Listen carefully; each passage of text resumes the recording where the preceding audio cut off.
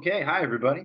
Welcome to Phil and Dave's Excellent Adventures. Just Dave here. Today I'm talking about the movie Barbie. This is going to be a spoiler review, so if you haven't seen the movie yet and you are concerned about spoilers, I would suggest you go and watch the movie first before you watch this review. So Barbie is an adaptation of the Mattel doll that's been around since the 50s or so, I think. In the movie, Barbie goes into the real world to help a little girl and her mother and kind of help solve problems in Barbie land. So as far as what I liked about the movie, overall the cast was great. Margot Robbie was amazing as Barbie. I think as soon as she got cast, everyone was like, yeah, I can see that. And she did just as well as you expect. She was really good.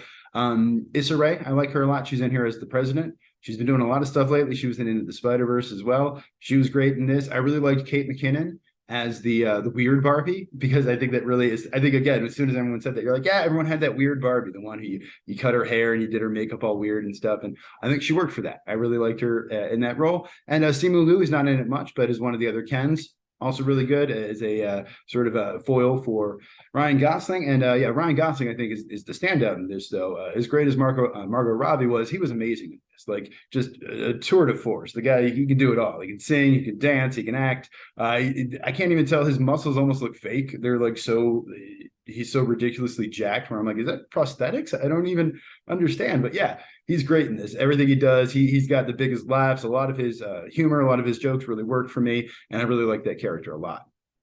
Overall, the movie is really well directed. Greta Gerwig directed this. She's a very good director, and it looks great. Overall, all the shots, the cinematography, it's very professional and very well made. I thought the set design was great. I really loved seeing the Barbie dream houses and all the details, like how there's no water that comes out of the shower, and how the water in the pool is just like a sticker, and how they don't have the stairs, they just kind of float down, and like all that kind of stuff. Like, that was great. I really liked it. And I think overall the set design for the Barbie world was really, really impressive. I also really liked the costumes. I thought they were amazing. I all of Margot Robbie's costume throughout, as well as Ryan Gosling's costumes, all the other Barbies. I really liked the kind of pink cowboy outfit that she wears throughout most of the movie. I thought that was a great, nice looking outfit. And I'm not going to complain about looking at Margot Robbie anytime. I'm always happy to do that. I thought the humor in this really worked really well, at least for me, a lot of it. The stuff like with Barbie trying to drink and not being able to because she's not used to there actually being like water in the cup. All the stuff with Ken, all of his lines, the thing where he's got like the double sunglasses, I thought that was really funny. All the ways that they kind of made fun of guys, most of it really worked for me. It was like kind of landed, stuff like referencing Stephen Malkmus and all that kind of stuff, and just the way that he immediately like gets into the patriarchy and like loves it. That all worked for me. Some of the other jokes, like, I'm a man without power, does that make me a woman? Yeah, okay, that was pretty funny, I thought. The joke about like, hey, let's watch The Godfather. I'm going to start it from the beginning and talk over it the whole time. That was pretty funny. I think it's definitely something that a lot of guys are guilty of doing. Building the wall vertically, the Kens that they're trying to build the wall, and they're just building it vertically without like any mortar or anything like that. That was really funny. I thought that worked for me. Yeah, I thought Barbie and Ken's exposure to the real world when they first get in there, when their whole trip into the real world was fun too. The little montage they did with the different costumes and the different designs, and then Ken's like kind of hanging off the back of the rocket and all that stuff. I thought that was good. And then when they first get there, and all of a sudden everyone's looking at them, and Barbie's like, I feel uncomfortable and threatened or whatever, and Ken's like, I feel great. This is awesome. That was great. I really enjoyed that. I think it's fairly accurate to the way that at least a lot of men and women kind of view the world.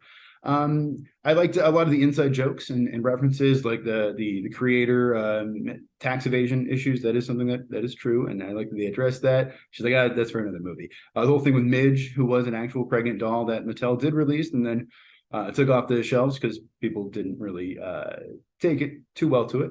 The music in this I thought was mostly okay. The score, at least, I liked it for the most part. And then the actual songs were hit or miss. The song in the beginning I kind of liked. Some of the songs not so much. I like Matchbox 20. The whole push song, that was funny for me, and the way that all the Kens are playing it and stuff, that worked. And I think it was an appropriate song to pick because that song is about like a guy who had been sort of pushed around by his girlfriend, and he wanted to push her around, but then some women's rights groups kind of took it the wrong way and thought he was advocating like abusing your whatever. But anyway, interesting song, and I'm sure they knew that when they picked it. I like the whole mother-daughter storyline between Issa Ferrera and her daughter. It was kind of funny watching it, and you're going like, it almost seems like the mom is more into Barbie, and like that's what it was, and that was cool. An interesting kind of twist. I didn't see that coming necessarily. And probably one of the best parts from the movie for me was there's a little girl in the theater who just kept talking throughout, and her mom or dad didn't feel the need to really do anything about it. But it was mostly just funny because she would just like narrate the movie, and she'd be like, "Mom, they're all called Barbie." But the funniest part was toward the end, Margot Robbie is crying, and she says something like, "I don't feel beautiful," and the little girl goes, "Well, just put makeup on then." And it was really funny. It was one of those where like I started laughing, and then no one else did. It was just really inappropriate, which made me laugh more. And yeah, good times there. As far as what I disliked about it, the movie opens with like an homage to 2001: A Space Odyssey. Cool, great movie. It's like whatever, 50, 60 years old. Like who, I feel like most of the people, like I went with my niece. For once, I didn't go by myself. And she was like, I didn't really get the opening. And I'm like, yeah, I don't expect you to get a reference to a movie from the late 60s. And so, yeah, I don't know how well that played over with the crowd of, I assume that the demographic they're going for here is like little younger than that, but I don't know. There's some kind of consistency for some of this that I didn't really understand either. It just kind of falls apart, and I guess that makes sense. And a lot of times with this stuff, the logic, if you start to pick it apart, falls apart pretty quickly. I didn't necessarily. I love Helen Mirren, but I didn't necessarily love the narration. And now that she did a bad job, I don't know if I needed the narration. I don't know if I needed someone to explain, like, oh, Barbie doesn't walk, so you pick her up. I'm like, you could have just done that. You didn't have to explain that for me. And there's a bit of that in this movie where I feel like they're kind of telling more than showing sometimes. The Will Ferrell stuff did not work for me at all. I think part of it was they're like, hey, this is a comedy. We got to get some funny stuff in here. Let's get Will Ferrell. He's a funny guy. But part of the issue was that Will Ferrell and all of those executive guys acted like they weren't human beings. They acted like they were also in some fantasy world where, like, at some point they're chasing after Barbie, and like he sees her and just like stops and screams and like lets her get away, and like he's like climbing over cubicle walls and stuff. And again, I assume they're just like, hey, Will Ferrell just be funny, or maybe they wrote that in the script. I don't know, but it was just a little like, okay, what's going on here? This is supposed to be the real world, because I don't. It doesn't seem like the real world. And in a lot of ways, some of the real world stuff just seemed a little, fake. I mean, I guess it's a PG-13 kids movie. That's kind of what you expect. But like, I think another thing is too, the joke is it's all men on the board for Barbie or whatever. But there's like 4 or 5 women on Mattel's board in real life. And again, they're trying to make a joke for the movie and everything. It's a girl's toy, but it's ran by men. But like, that's not true. Like, why in a world that does have a patriarchy and does have a lot of issues, why are you making stuff up? You know what I mean? Like, you didn't have to do that. You could have actually had women on the board and sort of explained. I don't know. I did appreciate the way that Mattel is kind of laughing at themselves, but I also realized they're laughing all the way to the bank. So I'm sure they don't mind being made fun of. And I think I did take a little bit of an issue with the portrayal of men in this. And I'm not going to get like Ben Shapiro or any of these other middle-aged white guys who are all upset because this Barbie movie wasn't for me, but I do feel like it was they went a little too far. Like some of the good-natured ribbing and like giving us shit for, whatever, being into horses and The Godfather, which I personally am not, but fine. I do feel like it just went a little too far. It's like, like, okay, now you're kicking me when I'm down a little bit. Like maybe back it up, or maybe just have a little more nuance to it. Maybe not all the guys are terrible except Alan, and even he's kind of a wimp. So like, what are you gonna? I don't know.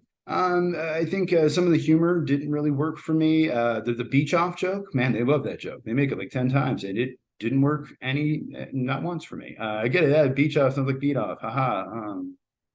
The way that they sort of manipulate the men also kind of bothered me a little bit, just because, like, I don't know. I guess I would have liked them to have a dialogue with them and educate them, instead of like, once the men come over and their patriarchy takes over, then they just like make fun of them and manipulate them and trick them into not voting and stuff. And it's like, okay, it's not the best message to send here. The movie is too long. It's about 2 hours, and I don't think it needed to be. It could be like an hour and a half. All the singing and dancing didn't really work for me. As a, again, a straight middle-aged guy, I'm not really into that kind of stuff. I do think it's a little odd that there doesn't seem to be much of a portrayal of like gay people in Barbie world or in real life. And I think maybe that's because it throws an extra wrench in the narrative. You know what I mean? So like, because a lot of this has to do with men and women and the way they interact, but like, not all men are attracted to women, and not all women are attracted to men. And like, I don't know. I do think there were some like gay dudes who were a little upset that Ken wasn't more gay, because I think they were like hoping for that. I don't know. There's not really, again, with this whole thing, like, how does this work for like trans people or non-binary people? I don't know. There was a trans Barbie in here. I didn't realize till later, but yeah, one of the Barbies is a trans woman. She looked great. But yeah, I just feel like maybe they could have addressed that or brought that up or did something with that. Maybe she could have met like a gay guy in real life and would have been like, oh, hey, this guy doesn't treat me, objectify me or whatever, something, and in some ways too, this movie doesn't really feel like it's for kids. It's a PG-13 movie. It's marketed to kids, and the audience I saw it with was mostly like high school. They look like high school age girls. I didn't really look, but they look younger than me for sure. But I feel like a lot of the humor, at least in the audience I was in, didn't work. I didn't hear a lot of people laughing. I didn't hear a lot of people into the jokes, and the younger kids that I heard there were just kind of talking and seemed bored. But that's just my theater. I can't speak for every theater. I do feel like some of it's a little heavy-handed. Like there's a point where America Ferrera's character like gives a whole speech about, and I mostly agree with everything that she's saying, but I just also feel like maybe you could be a little more subtle about it. And maybe you don't have to like directly like have a monologue exactly what you're trying to say. I don't know. And at the end of the day, too, it's a commercial for Barbie. This is made by Mattel, and we're paying money to see a commercial, and it is a little weird. Now, there was a lot of commercials this year. There was the, Air Nikes and the flaming hot Cheetos and Rubik's Cube and BlackBerry and a bunch of others I can't even remember. So it is just a little weird to this point where I'm just like, all right, I feel odd paying you to watch a commercial for your products. And I think my biggest issue with this movie was there was some debate over whether or not they're going to use the Barbie Girl song in this, the Aqua Barbie Girl song. A lot of people, they had said they weren't going to. And apparently there were some kind of legal issues there with RCA Records, MCI, whoever had the rights to the Aqua song versus Mattel. And so maybe that was it. Or maybe the way that Barbie is portrayed in that song is somewhat objectifying her, so they weren't comfortable with that. But at the end of the movie, they do actually use a song that samples the Barbie Girl song. The song they use is called Barbie World, and it's by Nicki Minaj and somebody else I don't remember. My issue with it when I first heard it was just like, this is terrible. Who took that annoying song and was like, hey, let's have somebody mumble incoherent gibberish over it in an annoying voice. But people liked it. The girl next to me was tapping her feet. She was into it. My issue is I looked up later that it was Nicki Minaj, and she's a terrible human being. She's married to someone who was convicted of sexual assault, and he served 4 years for it. And then he didn't register as a sex offender in the state of California. And then the woman who he assaulted sued them for harassment because they continued to harass the woman who he assaulted. Apparently, she's in a Barbie, and her fans are Barbie, so that's kind of the connection there. But for me, it seems an odd choice for a movie that's supposed to have a feminist kind of, maybe not agenda, but a message behind it. Using someone who engages in such clearly anti-feminist behavior is a stupid choice. And I even thought, well, maybe the lyrics are really empowering. Let me look up the lyrics. And I'm not going to read the lyrics because I don't want to sound like Ben Shapiro here, but they are not empowering to women. As a matter of fact, they're sexually explicit and inappropriate for a movie aimed to children. And I say that as someone who writes sexually explicit songs myself. So I realize that may sound hypocritical, but I didn't make my songs to be used in movies for kids. So I don't know. That was a weird choice. So other than that, movie is directed by Greta Gerwig. She's directed Lady Bird and Little Women before this. And it was written by her and Noah Baumbach, who were married for a while, I believe. They wrote A Marriage Story together, and Noah Baumbach has done a bunch of stuff. Greenberg was the first thing I saw of his that he also wrote. They work together a lot, even though they are divorced, and it's interesting. And yeah, it's cool that they do that, I guess. And I can definitely see that. You can definitely see there was influence from men and women, and I can understand two people who know each other well wrote this because it kind of works that way, at least in my head. That's the story I'm putting together. Alan, the character of Alan, who was played by Michael Cera, is a real Barbie character, and he was actually married to Midge in the toy universe or whatever. They didn't acknowledge that in this movie. I don't know why, whatever, but whatever. In the movie, there's a lawyer, an author, and a diplomat Barbie. They actually don't have those in real life. They do have ones for specific lawyers and diplomats and authors, I believe, like Sandra Day O'Connor or something. But they don't have like a general like lawyer or author or diplomat Barbie. Maybe they should. That would be cool. In the movie, they throw out this idea of like a regular Barbie, and then Will Ferrell's like, "Oh, that's stupid," and the one guy's like, "Actually, that can make us a lot of money." He goes, "All right, let's do it." So all right, do it. Let's see what happens. I'm curious to know if they do make a regular Barbie. A, if they do put it out, and B, will it make them money? How does it do compared to the regular Barbies? I don't know. There was sort of an issue with Barbie too, that fairly quickly after Barbie came out, there were some women's rights groups who were like, hey, this isn't a good image for women. She's kind of dumb and vapid, and she's not really promoting, whatever the feminist thoughts. And I think Barbie, has kind of dealt with that over the years, and they've kind of tried to combat that by having her more of an intellectual and making her an astronaut and various things like that. And so I think this movie is part of that. But I also think, going back to the men versus women thing, there is a bit of an issue where I feel like if you were to make a movie about, say, G.I. Joe, and G.I. Joe dates Barbies or dates girls, and the girls in that are all dumb and into like shopping and shoes and reality TV, I think people would object to that. Now, granted, I know we live in a patriarchy, and I realize that it's not the same to compare them that way, but I don't know. I guess it would just be nice if it were a little more balanced, a little more nuanced there. So yeah, budget on this movie is 128 to 145 million. I don't know why they don't have an exact number. So far, it's made at least 337 million worldwide, so it's profitable, and 155 domestic. I think it made 70 million its first day, and it's the biggest opening of the year so far. So it's definitely going to make money. Good for them. And because of that, even before this came out, they are planning on making a lot of other Mattel IP into movies. So at this point, they're talking about Hot Wheels, Matchbox, two separate movies there. He-Man, which is also owned by Mattel, and they've been trying to do that for a long time. There's apparently a Dania Kaluuya involved, very subversive take on Barney coming up, Barney the Purple Dinosaur. American Girl dolls, a Magic 8-Ball, Uno. Apparently there's like 45 movies in total that they're working on. So I guess that's good. I don't know.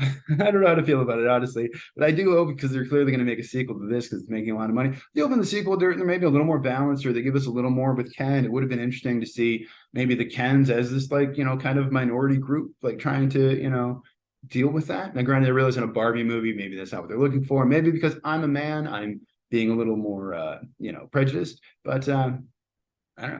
At the end of the day, I'm here to give my subjective opinion on the movie. And for me, I thought there were some good jokes in there, and they worked well for me. And I thought the set design and the costumes were amazing. And I thought the performances were solid throughout. I think my biggest issue was just the story itself. It lacked nuance, and just, I don't know, kind of made me feel bad. I think I just wanted more. And I think the movie, maybe it's my fault for expecting more from the movie, but like, it had been hyped up and everyone was talking about it. And I really wanted to love this movie, and I ended up not loving it. I ended up just thinking it was okay. And feeling like the movie didn't like me a little bit, feeling dumb for giving it my money on some level. So maybe I'm just a little too sensitive. I don't know. But I played with Barbies when I was a kid, so it's not completely insane to think that maybe, when I saw this movie was announced, I was like, hey, I like Margot Robbie, I like Ryan Gosling, I like Greta Gerwig, like this could be fun. And it was almost. It was kind of fun, but I don't know. I think my score on this one's going to be a 6 out of 10. I think it was okay. Not great. I didn't love it. I didn't hate it, but I'm sure plenty of people did, and plenty of people will. Oh, yeah, I didn't even talk about that as far. The Rotten Tomatoes on this one, I don't even have it, but it's great. Whatever. I think the critics were like 90 and the people were around the same.